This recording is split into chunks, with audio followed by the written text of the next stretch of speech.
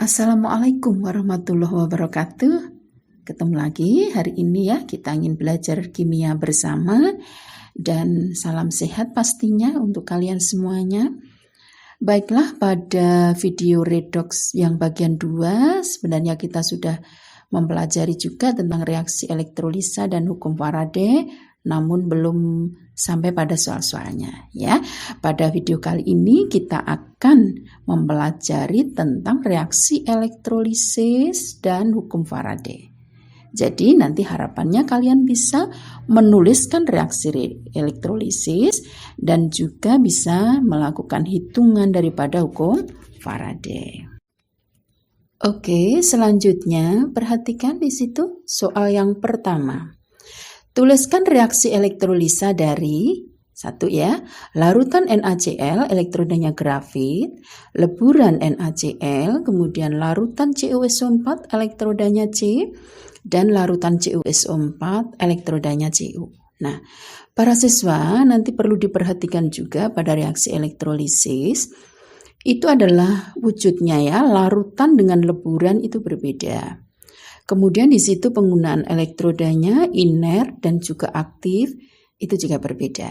Oke, sekarang kita ikuti ya, kita perhatikan. Reaksi elektrolisis larutan NaCl elektrodanya grafit. Nah, di situ terdapat ion Na+, Cl-, dan tentunya adalah H2O karena berwujud larutan. Baiklah, reaksi yang terjadi di anoda, ini kita ambil pasti dari ion binernya, ya, Cl-nya. Nah, maka anoda yang terjadi 2 Cl- menjadi Cl2 ditambah 2 elektron. Sementara di katoda, karena di sini terdapat ion logam alkali, Na+. Nah, sesuai dengan kemungkinan reaksi yang terjadi kemarin pada video redox yang kedua, maka yang bereaksi adalah H2O-nya. Ya, jadi katoda di sini yang bereaksi 2H2O ditambah 2 elektron menghasilkan H2 ditambah 2 OH-. Nah, kemudian kalian tinggal selesaikan, menjumlahkan, dan hasil akhir dari reaksi elektrolisa tampak di situ.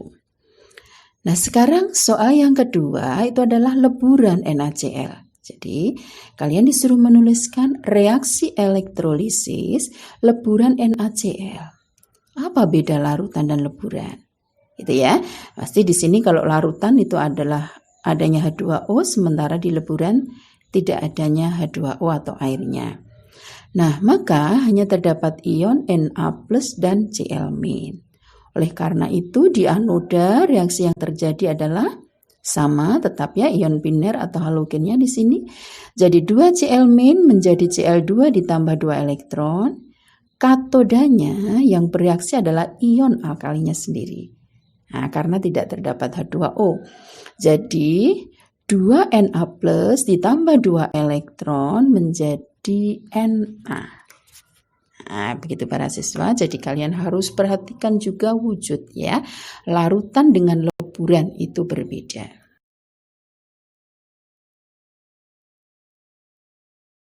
Baiklah, sekarang kita akan membahas untuk reaksi elektrolisis dari larutan CuSO4 elektroda C dan larutan CuSO4 elektroda Cu. Ya, ini dua-duanya larutan CuSO4 tetapi elektrodanya berbeda. Coba para siswa nanti perhatikan. Oke, yang pertama dulu larutan CuSO4 elektroda C. Ya, di situ juga terdapat ion Cu2+ dan SO4-2. Tentunya juga H2O karena berwujud larutan. Nah, pada anoda karena di sini elektrodanya inert dan terdapat ion sisa asam oksi, jadi SO4-2, maka nanti yang bereaksi di anoda adalah 2H2O menjadi O2 ditambah 4H+ ditambah 4 elektron. Sementara di katoda yang bereaksi adalah, karena di sini ada logam aktif ya, maka ini akan tereduksi Cu2+ ditambah 2 elektron menghasilkan Cu. Nah, kemudian kalian selesaikan, jumlah elektron bisa dihilangkan, dan akhirnya hasil yang ada di bawah itulah hasil dari reaksi elektrolisisnya. Nah, sekarang bandingkan dengan soal yang D. Larutan CuSO4, elektrodanya Cu. Ya, di sini terdapat logam atau menggunakan elektroda yang aktif, Cu. Di anoda, reaksi yang terjadi bukannya H2O. Karena di sini ada logam aktif, maka logam aktif ini sendiri yang akan teroksidasi. Jadi Cu menjadi Cu2+ ditambah 2 elektron. Dan di katoda Cu2+ ditambah 2 elektron menghasilkan Cu. Ya, seperti biasa, tapi tidak boleh dicoretin, tinggal kalian turunkan ke bawah reaksinya untuk reaksi elektrolisis hasil akhirnya. Nah, biasanya untuk contoh soal yang D ini berlaku untuk atau terjadi pada proses penyepuhan. Ya, jadi di situ ya terlihat bahwa Cu2+ yang berupa larutan akan berpindah ke katoda yang merupakan endapan. Jadi nanti akan menempel di bahan yang disepuh. Nah, seperti itu kalau untuk proses penyepuhannya, ya.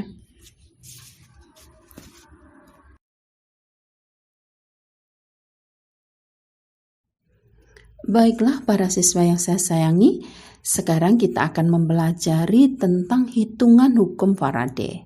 Ya, di sini hukum Faraday ada 2, jadi hukum Faraday yang pertama dan hukum Faraday yang kedua. Nah, kita pelajari dulu yang hukum Faraday pertama, atau hukum Faraday 1. Massa zat yang dihasilkan pada elektrolisis sebanding dengan jumlah muatan listrik yang dihasilkan selama elektrolisis berlangsung. Nah, sehingga dari rumusan atau postulat dari hukum Faraday 1, maka didapatkan rumusannya adalah sebagai berikut. Yang pertama, W sama dengan E kali F. Para siswa terkadang W ini kan berat ya. Ada juga yang menuliskan dengan M, massa. Nah, sama dengan E kali F. E-nya adalah massa ekivalen yang rumusannya adalah AR dibagi jumlah elektron dikalikan dengan satuan kuat arus dalam satuan farad. Kemudian yang kedua, rumusan yang pertama ini bisa diubah atau bisa diturunkan menjadi rumusan yang kedua. W sama dengan E kali I kali T dibagi 96.500. Ya, jadi E-nya massa ekivalen, I-nya kuat arus listrik, dan T-nya adalah waktu berlangsung elektrolisis dalam satuan detik. Baiklah, sekarang perhatikan soal yang kedua. Larutan CrCl3 dielektrolisis dengan elektroda grafit selama 1,5 jam dengan kuat arus sebesar 10 ampere. Berapa gram logam krom yang mengendap di katoda? Nah, di sini diketahui AR-nya Cr adalah 52. Nah, sebelum kalian menyelesaikan soal elektrolisis seperti ini, maka terlebih dulu, karena ini yang ditanyakan adalah massa ya, berat logam krom yang mengendap di katoda, maka kalian bisa tuliskan dulu reaksi yang terjadi di katoda.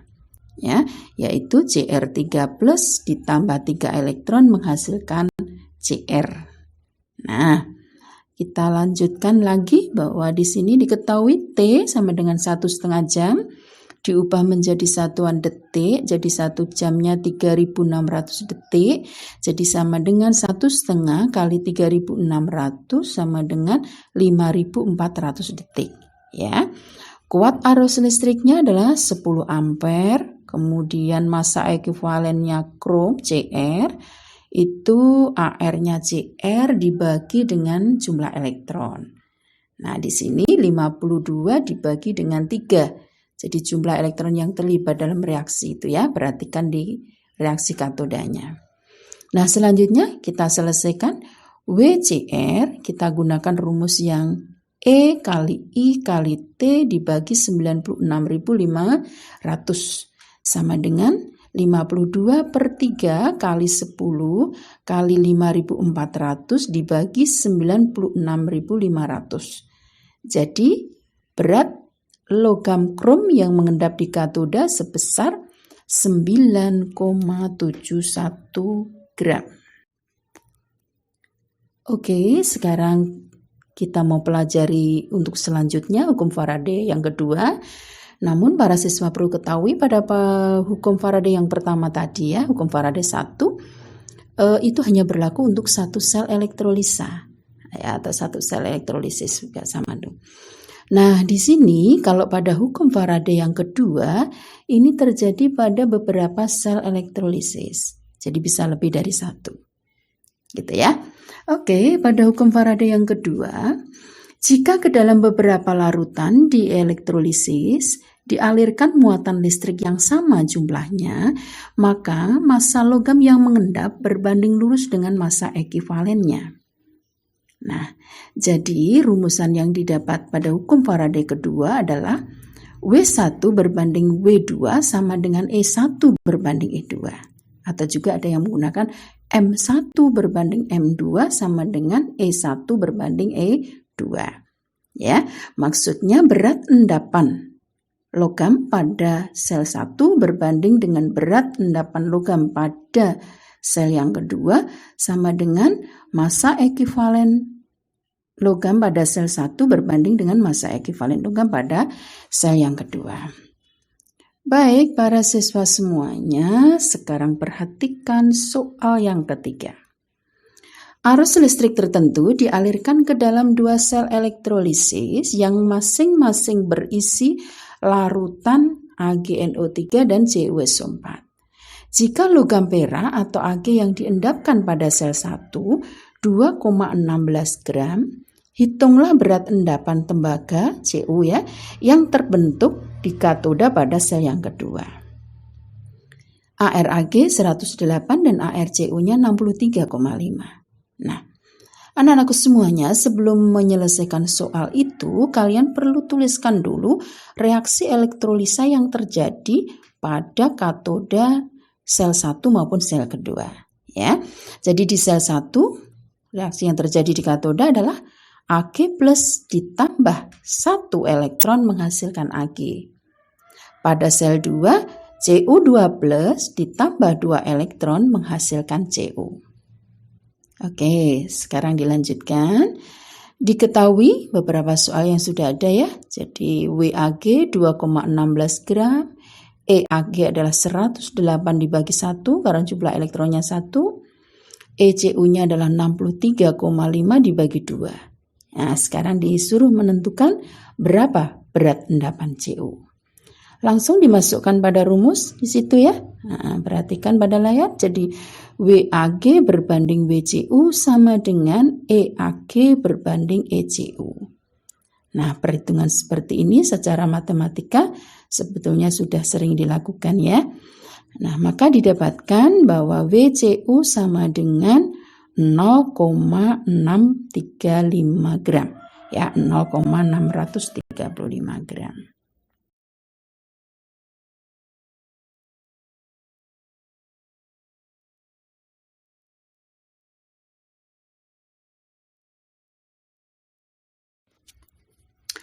Baiklah, tidak terasa kita sudah mempelajari dua hal ya. Tadi tentang menuliskan reaksi elektrolisis dan juga menghitung hukum Faraday. Jadi hitungan pada hukum Faraday. Anak-anakku semuanya jangan malas untuk selalu berlatih, karena itu yang membuat kita semakin lancar menyelesaikan soal hitungan kimia. Oke, selamat belajar, semoga bermanfaat. Assalamualaikum warahmatullahi wabarakatuh.